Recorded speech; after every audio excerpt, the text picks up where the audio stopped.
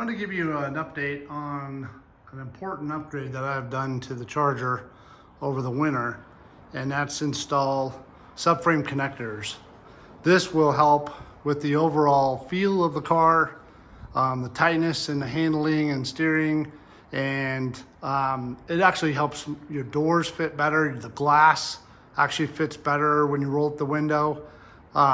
It just vastly improves the car. So first of all, for those of you who are not familiar with Mopars, is they are not a full frame or a uniframe car. They have subframe. So there's a frame in the front that runs down and stops. It has a brace that runs across with the transmission support, and then it starts again in the back. So it picks up underneath the floor here and then runs all the way out the back. So essentially the floor or the middle portion of the car is not supported at all. And what you'll see a lot of times on these Mopars are sagging or flex, especially with hard driving. It also will impact the feel of the car, the way the doors shut. You'll just notice it over time, especially. So a lot of guys install subframes, and there are so many different types.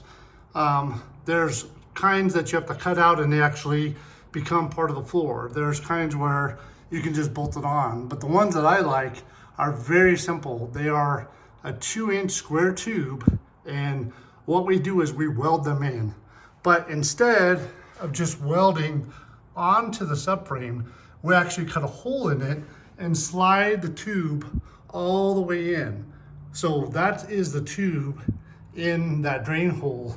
And then on a B-body car, it's pretty straight.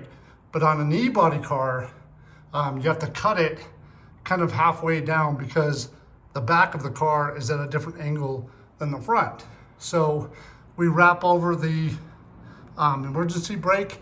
You could put a hole through it and thread it, but we just put it up and over. And then we do the same thing here. We cut a hole in the subframe, slide the tube in, and then weld around it.